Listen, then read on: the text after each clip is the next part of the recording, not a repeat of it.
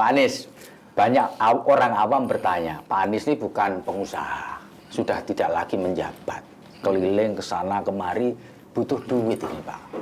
Orang banyak bertanya, lalu Pak Anies dapat modal atau dapat support ini dari mana?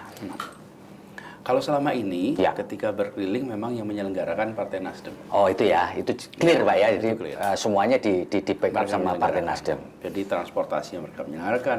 Ketika sampai di sana, maka DPW Partai Nasdem di lokasi itu yang bertanggung jawab Oh, menyediakan handle ya. semuanya. Ya. Jadi itulah yang selama ini terjadi. Ya. Jadi mereka menyiapkan transportasinya. Ya. Ketika sampai Ya. di lokasi, tuan rumahnya yang bertanggung jawab. Ya, ya. Jadi itu yang selama ini kita kerjakan. Tapi sejak Pak Anies bulan. tidak keluar duit pribadi nggak ya Pak ya? Kami ada beberapa pribadi yang membantu untuk operasional tim, operasional support internal kami. Ya. Itu ada. Ya. Dan ada orang-orang yang mau membantu itu. Tapi untuk event-event, kegiatan-kegiatan itu hampir selalu panitia lokal Ya, yang ya. menyiapkannya. Kita tanggung jawab sampai di sana. Begitu sampai di sana, maka panitia lokal yang menyelesaikan. Ya, Pak. Kalau boleh saya tanya, apakah Bapak pernah berhitung nih Pak? Untuk running ini sampai kemudian selesai itu, estimasi itu butuh duit berapa sih Pak? Ya. Sebenarnya ini adalah salah satu hal yang pada satu saat harus dikelola Oh gitu ya? dengan negara. Ya, ini salah satu hal yang penting sekali untuk diatur. Mengapa? Karena kita menginginkan agar proses politik ini memberikan kesempatan yang setara kepada semua.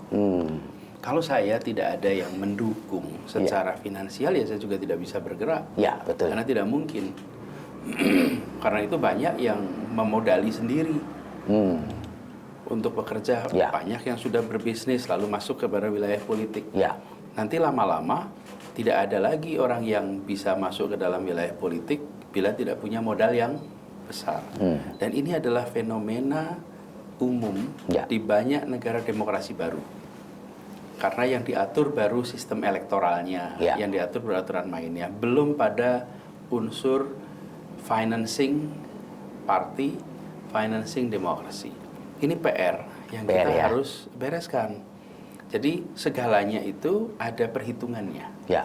Nah, aspek ini termasuk aspek yang bisa diperhitungkan, bisa disiapkan. Jadi kami melihat ini salah satu hal yang ke depan proses reformasi kita harus dituntaskan. Ya. Kita sudah melakukan liberalisasi partai.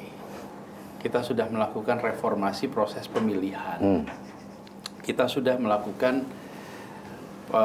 demokratisasi kewenangan Ya. dari pusat ke daerah. Itu sudah. Ya.